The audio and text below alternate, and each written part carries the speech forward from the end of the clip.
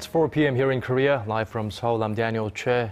We have more grim numbers, unfortunately. 150 confirmed dead so far, and that figure continues to rise by the hour. It seems as more bodies are being retrieved from the sunken vessel. More than 150 remain unaccounted for. No survivors has been found since the day of the accident.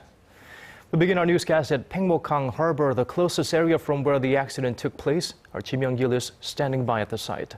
Myung-kil, what's the latest on the situation there?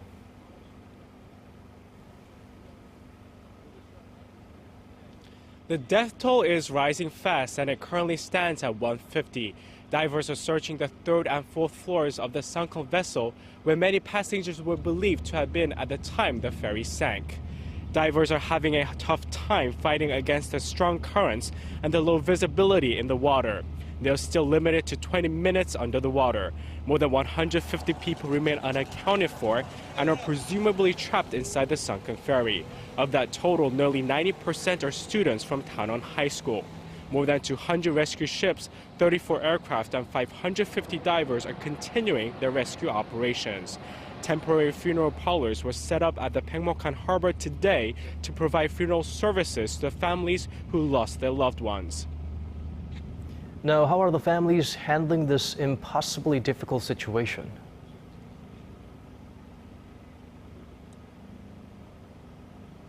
It is another day of endless waiting for bereaved families who lost their loved ones, who are also in total despair. I got a chance to talk to a father whose son was on this haeoro. He said that when he first received the news, he was assured by Danwon High School that his son was alive. He remains one of the missing. My son was very gentle. He was a quiet boy and never disobeyed us. He would listen to all the things we would say to him as parents. He was very diligent and thoughtful. He just wanted to say his final words to his 18-year-old son. My son, I feel really sorry for the things I wasn't able to give you. Although sometimes I scolded you, that was because I loved you so much. I love you, Jung-min. It's heartbreaking to think of the horror you must have gone through.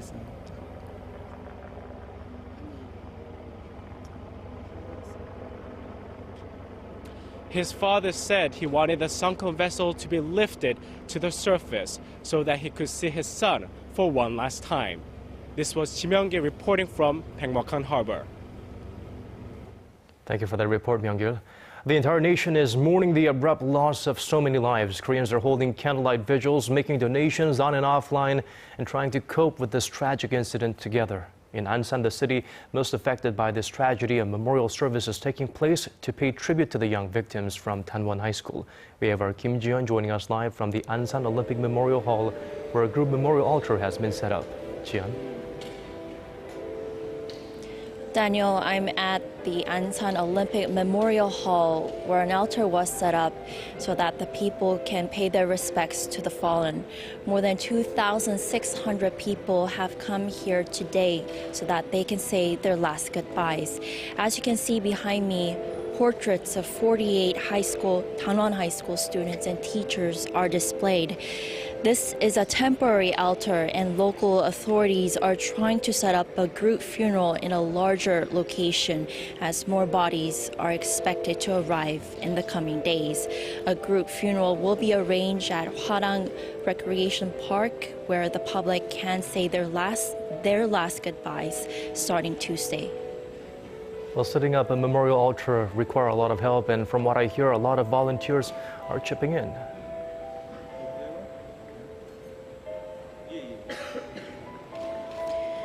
Yes, citizens from Ansan and volunteers from all over the country are rushing here to help, bringing necessities and medical supplies. To help support our community in this time of need, we have made all of our medicine and resources available to Danwon High School, and will continue to do so until the altar is removed.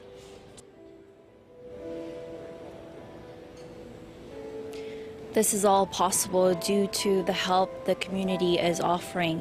This shows that the nation is coming together in times of crisis.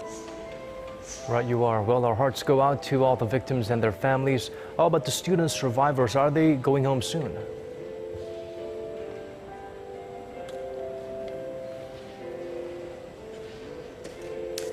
Daniel, they are. Up to 90% of those that are receiving treatment are to be released depending on their medical conditions, medical and physical conditions. The director of the hospital said that staying in the hospital is actually going to make it more difficult in the recovery process. But when they are released, they will receive regular counseling sessions and as well as medication if they need it. This was Kim Ji-yeon live from the Ansan Olympic Memorial Hall. Thank you for your reporting, Ji-yeon. 14 teachers from Danwon High School were on the ill-fated trip to the resort island of Jeju when the Sewol-ho ferry sank. On that Wednesday, when the ferry capsized, 3 teachers were rescued while 11 remain unaccounted for. One of those teachers who didn't make it was more concerned about her students than herself until the very end. Chun Soo-young is her name, and our Connie Lee has her story. In the last desperate moments before the ship was going down, a daughter texts her mother, "Mom, the ship is sinking." In shock and in confusion, the mother calls her daughter, Chun Soo-young, right away. 얼른 구명조끼 입어 이렇게 있거든요. 그랬더니 엄마, 학생들은 입었어 이렇게 얘기를 하는 거예요. 그 말은 제가 지금 생각해 보면 학생들은 입혔는데 저는 못 입었다는 얘기죠. To her boyfriend, Soo-young texts him that there are no life vests. "I'm sorry." The boyfriend calls her immediately, but they hang up after 12 seconds on the line. Soo-young tells him that she needs to call her students' parents. 배가 기울고 있는데 애들 빨리 입히고 챙겨야 된다고 그러더니 자기 배터리 없다고 지금 학부모 연락하고 애들 챙겨야 된다고 그러더니 끊는 거예요. Her last words to her boyfriend, "I love you and thank you." It was Soo-young's second year as a homeroom teacher at Danwon High School. And as for the school's yearly field trip, this one to Jeju Island on the Sewol-ho ferry was her first. Her room remains untouched since the day she left for the ill-fated trip. Her bike, too, remains parked, waiting for Soo-young to return. Apparently, her grandmother is also waiting for her granddaughter to come home safely. 지금도 그 할머니는 저 딸이 살아있는 줄 아세요. 뱃속에 들어있어서 안전하다고 그러시거든요. 계속 그렇게 믿고 계세요. But as much as there is sadness over the loss, her mother is also proud of her daughter, who put the lives of her students before her own. Connie Lee, ARIRANG News. On this day, after a week since the ferry sunk, no additional survivors have turned up, only bodies. The public is nonetheless showing its support, keeping hope alive, and a yellow ribbon movement in the online community is symbolizing that hope. It sends out this message: we are still here, waiting. Our Paul Yi has more. This simple image of a yellow ribbon bow has become a symbol of hope in the wake of one of Korea's deadliest maritime disasters. Its message of one small movement that can lead to big miracles has resonated with people across the nation. The Yellow Ribbon Campaign of Hope was first started by a university student club, urging people to unite in their support for those affected by the tragic accident. It began as a logo being distributed as a KakaoTalk wallpaper, but it spread to other aspects of everyday life that we can see, like tying a yellow ribbon or string on your backpack. Keeping them in your thoughts is also good. The Yellow Ribbon Campaign has spread online across social networking services such as KakaoTalk, Twitter, and Facebook, with international celebrities and professional athletes also joining in to express their support for the victims. Meanwhile, the story of Park Ji-young, a 22-year-old crew member, has deeply moved the country. According to survivors, Park had refused to take a life jacket and instead kept trying to save passengers till the very end. Her body was one of the first to be recovered from the wrecked ship. An online petition has now attracted tens of thousands of signatures, calling for the government to designate her as a martyr. Once legally recognized for her sacrifice, Park's family will receive financial compensation and benefits, while her body may be buried in the National Cemetery. Certificates issued by hospital-level medical institutions or police records to prove our actions are most important. In addition, identification documents from fire departments and other authorities are also required. The Health Ministry says once it receives a formal application for Park, officials will promptly examine her case for review. Paul Yi, ARIRANG News.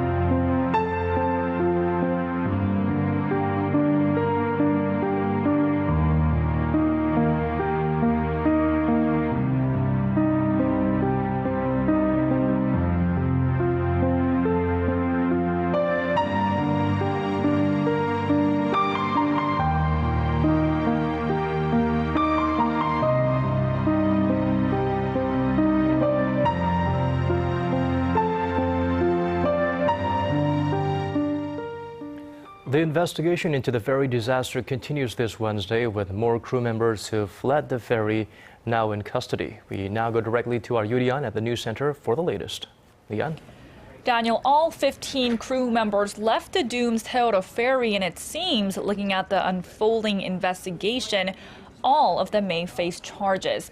Now, the investigation is quickly expanding, and now 11 of the 15 have been charged. That, of course, includes the captain, who has been detained since last Saturday and is now charged with 5 offenses, including negligence of duty and violating ship crew law. The investigators are now looking into whether he and his crew members can be charged with what's called murder by omission. That refers to death caused by inaction of the defendant.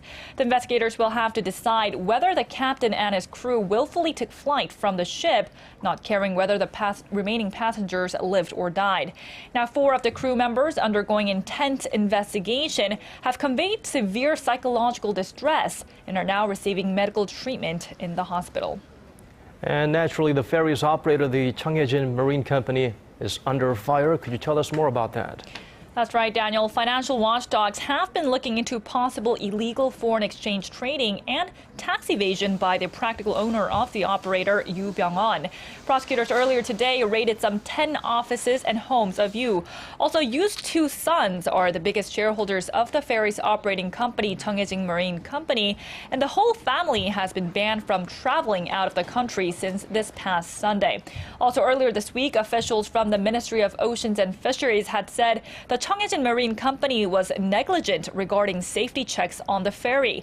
Investigations since then zeroed in on the owner of the operator, Yoo, to determine whether the operator has lobbied high-ranking officials to opt out of regular safety inspections. We'll continue to bring you more updates in our later newscasts. Thank you for that, Lian. Now, another piece has been added to the puzzle of what may have caused Seoul to capsize abruptly. Local media are reporting that there may have been a problem with the steering gear of the Seoul ferry at the time of the accident. For more, here's our Park Ji-won. This is a repair request form submitted by the crew of the Seoul ferry to ferry operator Cheongjin Marine Company about 2 weeks before the tragic accident. It says the steering gear of the now sunken ferry was sending no voltage warnings. Crew members said they had to reset the power and rely on an onboard power supply while they were waiting for power to be restored. The request form added the fundamental cause of the issue was unknown. However, the ferry operator took no action on the issue. Korean broadcaster YTN reported Wednesday that a ship repair company that had worked on the Seoul ferry before said it had not repaired the steering gear of the Seoul ferry any time recently, nor had it received any repair requests about the steering gear. Experts say the steering gear is key to safe sailing for a ship, that any problem in the steering gear increases the likelihood of an accident, and that ships with steering system problems should be prevented from setting sail. However, Cheongjin Marine Company appears to have continued to allow the ill-fated Seoul ferry to operate for more than 2 weeks, leading up to the accident last week. Park Ji-won, ARIRANG News. Well, the ferry was originally made in Japan, and that's why experts there are running a simulation to try and determine what caused the Seoul to capsize. Conclusion: all signs point to the ferry's cargo, which they believe was not loaded and secured properly. Our Son Jung-in has more. This is closed-circuit television footage of the Seoul ferry on the day of her departure from Incheon Harbor. Vehicles are loaded onto the vessel one after another, 30 more automobiles than was previously declared. The last vehicle is loaded, and just 3 minutes later, the ferry sets sail. Experts say that's not enough time for the crew to correctly secure the freight. We assume the crew tied only 2 ropes instead of 4. They may have just tied things up loosely before the departure.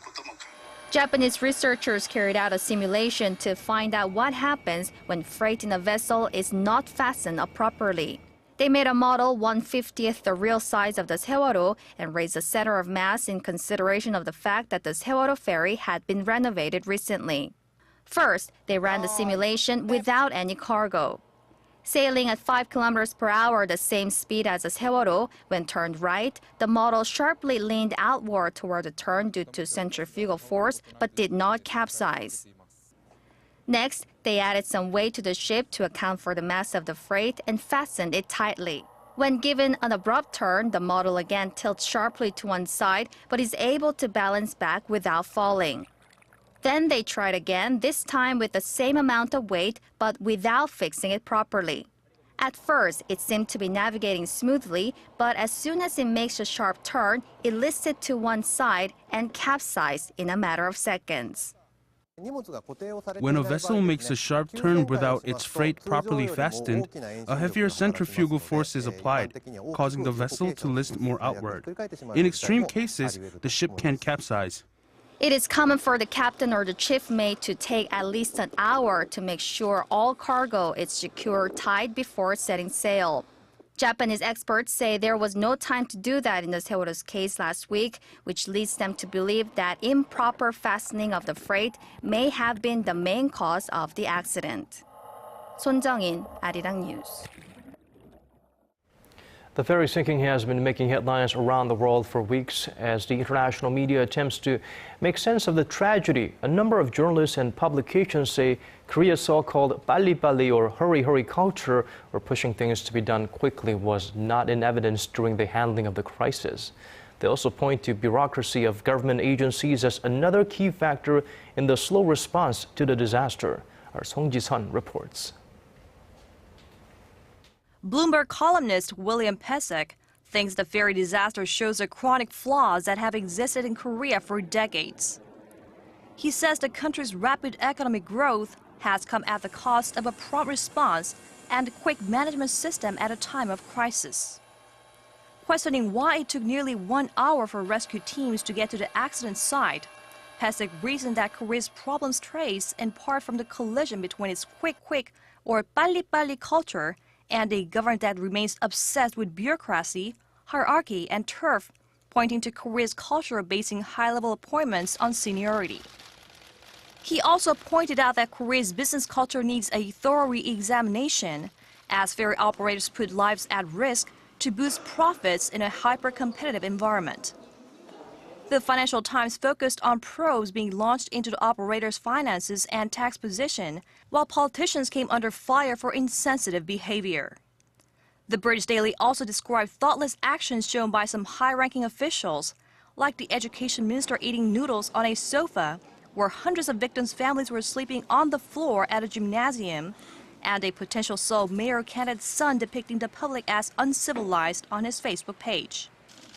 The paper said the family think that if the government had handled the crisis better in the early stages, the damage would not have been as bad. It adds that the parents' only wish right now is to find the son's and daughter's bodies before they're too badly decomposed. 송지선, 아리랑 뉴스.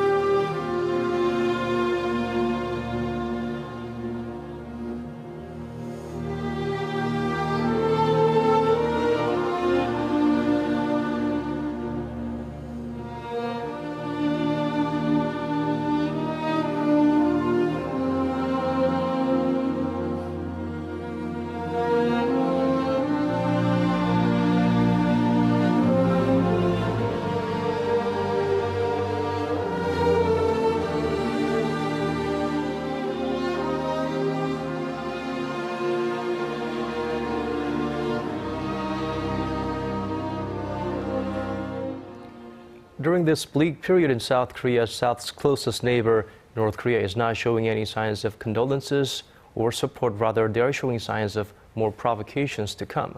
With U.S. President Barack Obama having embarked on this Asia tour this Wednesday, there's been fresh speculations North Korea may attempt to make a statement while it is in the region in the form of a fourth nuclear test. Experts are doubtful, but Washington says it's prepared either way. Our Shin Se-min has more.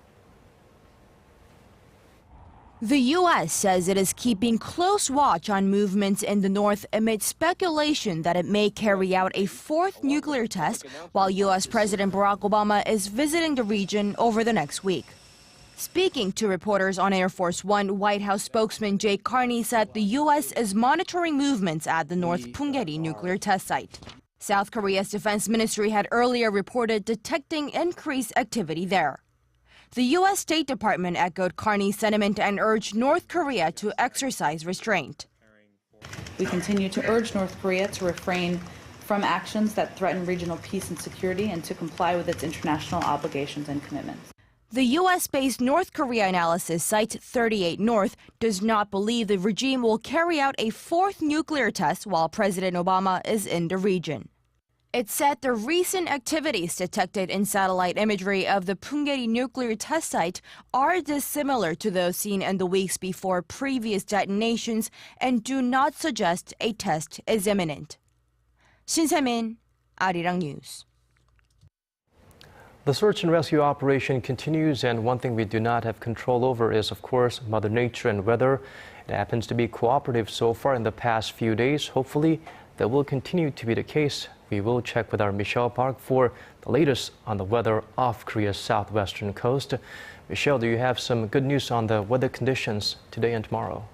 Well, the weather in Chindo is looking good, and the area has clear skies currently due to the high pressure front with a visibility of up to 11 kilometers, which is fairly looking good.